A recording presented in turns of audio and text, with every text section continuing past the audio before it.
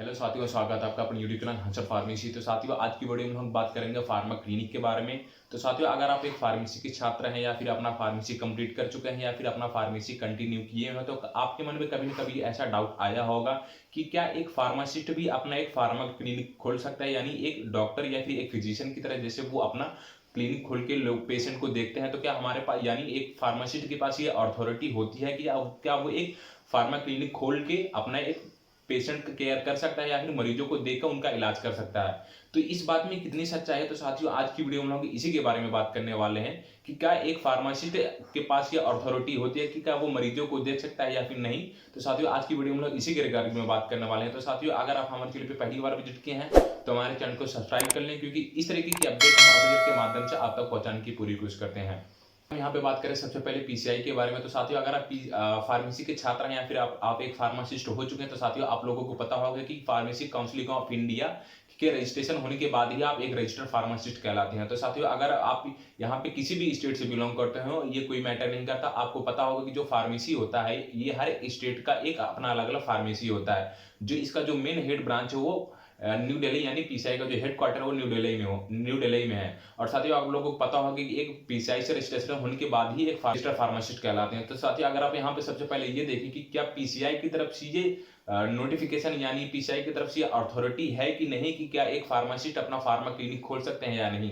तो साथियों, पीसीआई की तरफ से इस बात को ध्यान में रखते हुए एक क्लैरिफिकेशन जारी किया जाता है, जिसमें यह बताया जाता है कि क्या फार्मासिस्ट के पास ये अथॉरिटी होती है कि नहीं, कि क्या वो अपने एक फार्मा पास उसके पास कौन कौन सी अथॉरिटी होती है। तो साथियों, सबसे पहले हम आपको वो क्लैरिफिकेशन यानी वो सर्कुलर दिखाने की कोशिश करते हैं। साथियों, आप लोगों की स्क्रीन पे शो हो रहा होगा, जिसमें आप लोग यहाँ पे देख सकते हैं कि इसमें साफ साफ मेंशन कर दिया गया है कि clarification of pharmacy practice regulation 2015, जिसमें ये एक एक्ट आया था, जिसमें ये फार्मेसी प्रैक्टिस को इम्प्लीमेंट किया गया था।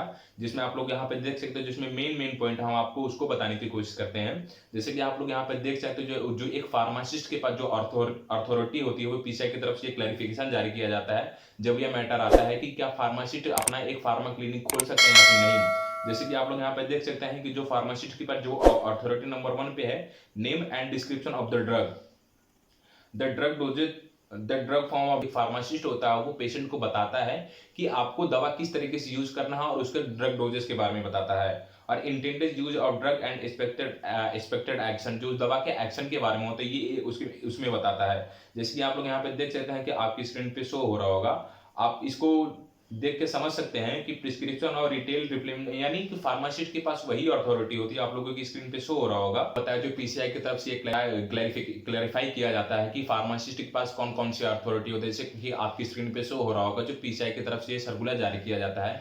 साथ ही ये क्लैरिफिकेशन अभी कुछ समय पहले का है, जिसमें ये पीसीआई ने साफ साफ क्लियर कर दिया है कि फार्मासिस्ट के पास कौन कौन सी अथॉरिटी होती है, कि क्या वो अपना एक फार्मा क्लिनिक खोल सकते हैं कि नहीं। तो अगर आपके मन में ऐसे डाउट आए होंगे क्या एक फार्मा क्लिनिक खोल के आप पेशेंट को देख सकते हैं, तो साथियों ऐसा बिल्कुल भी नहीं है, ये बात बिल्कुल गलत है। जो एक फिजिशियन होता है वो केवल वही होता है या फिर एक एमबीबीएस डॉक्टर होता है, केवल उन्हीं के पास ये अथॉरिटी होती है कि वो अपना पेशेंट को देख सकते हैं और उनका पेशेंट को डायग्नोसिस और उनका ट्रीटमेंट कर सकते हैं। केवल जो फार्मासिस्ट होता है वह दवा की प्रिस्क्रिप्शन, ये इनके फार्मासिस्ट के पास ये अथॉरिटी नहीं होती है कि वो पेशेंट को मेडिसिन प्रिस्क्राइब कर सकते हैं। ये केवल फिजिशियन यानी रजिस्टर्ड मेडिकल प्रैक्टिशनर के पास ही ये अथॉरिटी होती है, जो एक प्रिस्क्रिप्शन देके और दवा के यानी पेशेंट को डील कर सकते हैं। केवल जो फार्मासिस्ट के पास ये अथॉरिटी होती है कि वो प्रिस्क्रिप्शन देकर पेशेंट के ड्रग डोजिंग के बारे में और रूट ऑफ एडमिनिस्ट्रेशन के बारे में उसके बारे में बता सकते हैं। तो साथियों, अगर आपके मन में ऐसे डाउट आए होंगे कि क्या आप एक फार्मा क्लिनिक, आप एक फार्मासिस्ट होके आप एक फार्मा क्लिनिक खोल सकते हैं या फिर नहीं, तो साथियों ऐसा नहीं है।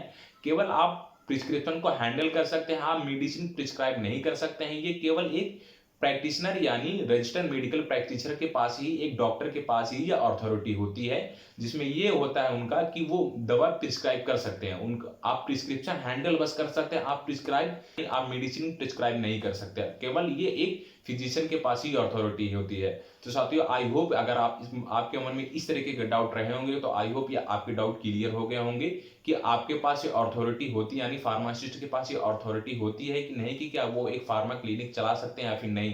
तो साथियों हमें उम्मीद है ये वीडियो देखने के बाद आपके डाउट क्लियर हो गए होंगे। तो अगर आपको इससे रिलेटेड कोई भी डाउट है या फिर कोई भी क्वेरीज होती है तो आप हमसे कमेंट सेक्शन में पूछ सकते हैं। तो साथियों ये वीडियो आपको कैसा लगा हमको कमेंट सेक्शन में जरूर बताएं। तो साथियों आज की वीडियो में बस इतना ही था। आई होप आपका दिन शुभ हो। धन्यवाद।